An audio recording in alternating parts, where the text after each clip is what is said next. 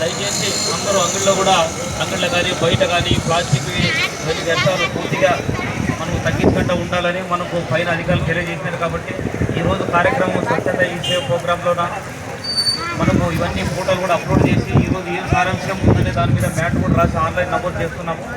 ఇది స్వచ్ఛత ఈ సేవలు కూడా మనకు ఇంకా అక్టోబర్ 2 వరకు ఉంటుంది.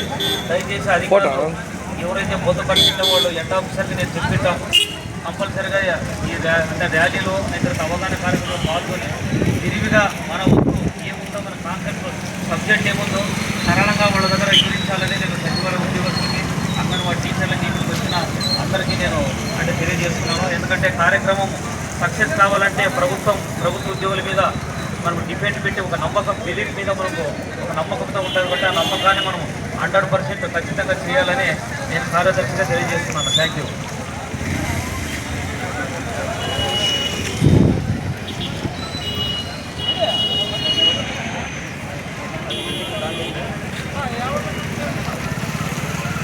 అందరూ కూడా చేతులు స్వచ్ఛంద ప్రతిజ్ఞ. నేను నా పరిసరాల పరిశుభ్రత కొరకు ప్రతిరోజు కొంత సమయం కేటాయిస్తానని నా వంతు కృషిగా స్వచ్ఛత కార్యక్రమాల కొరకు శ్రమదానం చేసి పరిశుభ్ర ఆంధ్రప్రదేశ్ సాధించే సంకల్పానికి కట్టుబడి ఉండాలి.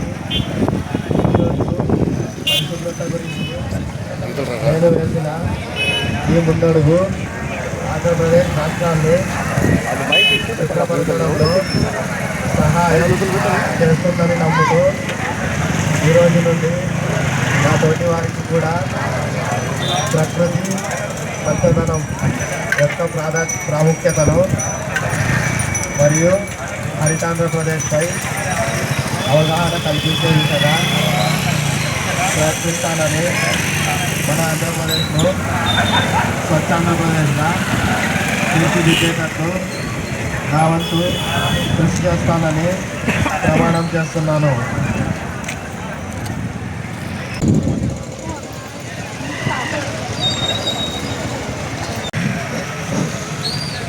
స్వర్ణాంధ్ర స్వచ్ఛాంధ్ర ప్లాస్టిక్ కాలుష్యాలకు అంతం అనే కార్యక్రమానికి ముఖ్య అతిథులుగా హాజరైనటువంటి మేజర్ గ్రామ పంచాయతీ సర్పంచ్ చెలవాది రంగమ్మ గారికి, అలాగే రాజశేఖర్ గౌడ్ గారికి, అలాగే ఇక్కడ వచ్చిన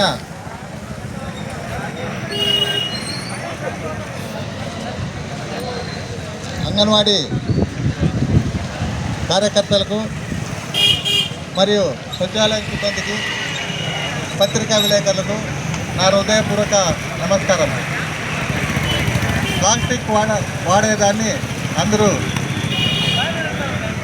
దృష్టిలో ఉంచుకొని ఎవరైనా ప్లాస్టిక్ గ్లాస్లో ఏమైనా ఇస్తే వాళ్ళకి ఇప్పటి నుంచి ప్లాస్టిక్ని నిరోధించాలని చెప్పాలి.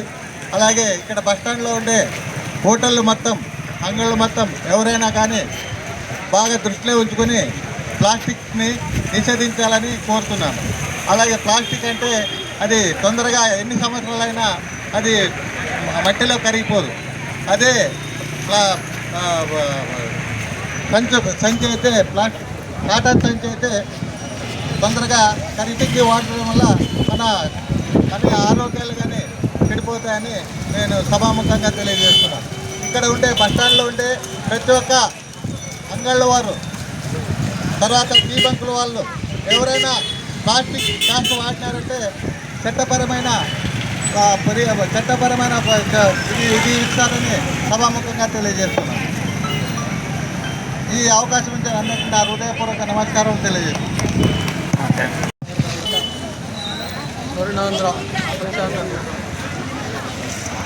స్వర్ణాంధ్ర స్వచ్ఛాంధ్ర ప్లాస్టిక్ కార్యక్రమానికి ఇచ్చేసినటువంటి అంగన్వాడీ టీచర్స్కి మరియు సచివాలయ సిబ్బందికి, పత్రికా విలేకరులకి, అడుగున ప్రజలకు, అడుగున మేజర్ పంచాయతీ సర్పంచ్ గారికి అందరికీ నా హృదయపూర్వక నమస్కారం. ముఖ్యంగా ప్లాస్టిక్ వినియోగం వల్ల మన ఆరోగ్యాలకి చాలా చెడు చేస్తుంది. అందుకే ప్రతి అంగళ్ళ నుండి హోటల్లో కానీ ప్లాస్టిక్ నివారణకి కూడా వాళ్ళు కానీ తోడ్పాటు అందిస్తే మన ఆరోగ్యాలు బాగుంటాయి. అందరూ సహకరించి ఈ కార్యక్రమానికి కేంద్ర ప్రభుత్వం 15 రోజుల అక్టోబర్ 2 వరకు ఈ కార్యక్రమం నిర్వహిస్తున్నారు. మన సచివాలయం సిబ్బంది కానీ వాళ్ళ పంచాయతీ సిబ్బంది వాళ్ళకి మనం కూడా మనము గ్రామ ప్రజలు సహకరిస్తే అందరి ఆరోగ్యాల కోసం మనం అందరం కట్టుబడి ఉండి ఈ ప్లాస్టిక్ నివారణకి చేతును అందించాలని ఈ కార్యక్రమం ఇచ్చేసినందుకు నాకు ధన్యవాదాలు.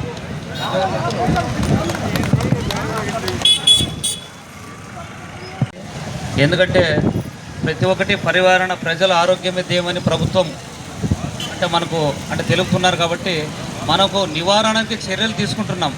అది డైలీ అనుసరించాల్సింది ప్రజలు అనుసరించాలని నేను కార్యదర్శిగా తెలియజేస్తున్నాను. రేపు కూడా ఇంకా వేరే కార్యక్రమం మనకు శానిటేషన్ ప్రోగ్రామ్ ఉంటుంది. ఇలాగే ఏదైతే గైడ్లైన్స్ నేను సొంతం ఏది చెప్పానో పైన ఎవరైతే హాజరు కావాలో దాని మీద ఒక 24 hours ముందే హెడ్ ఆఫీసర్కి నేను పెట్టింటాను. దాన్ని ఖచ్చితంగా హాజరై మరలా మీ విధులకు హాజరు కావాలని నేను కార్యదర్శిగా తెలియజేస్తున్నాను. Thank you. పెద్ద గ్రామం అయిన మన రాజశేఖర్ గౌడ్ గారు అలాగే సర్పంచ్ గారు మేము ప్రతిరోజు చూస్తున్నాము. చాలా కష్టపడి ప్రతి గల్లీ తిరిగి 6 సైకిళ్ళు తర్వాత ట్రాక్టర్లు పెట్టి చేస్తున్నారు. ఇంకా మీరు వలగుందలో మంచి పేరు తీసుకురావాలని, వలగుందకి కాలుష్యం లేకుండా ప్లాస్టిక్ ఇది లేకుండా చేస్తారని కోరుతూ ఈ సదావకాశం ఇచ్చిన అందరికీ నా హృదయపూర్వక నమస్కారం. గారు ఆలూరు తాలూకా ఇన్ఛార్జిగా తీసుకున్నారు. వారికి కూడా వాల్మీకి సర్కిల్ నుంచి ఈ పోలీస్ స్టేషన్ వరకు రోడ్డు వేయించడానికి ఆయన చెప్పి ఇంకా వలగుందలో ఏ సమస్యలు ఉన్నాయో రోడ్ల సమస్యలు అయితే, తాగునీటి సమస్య అయితే, విద్య అయితే అన్ని దాని మీద మా జ్యోతి గారికి చెప్పి ఇన్ఛార్జ్ జ్యోతి గారికి చెప్పి ఒకటోటి ఇది చేస్తామని చెప్తున్నాను. Thank you sir.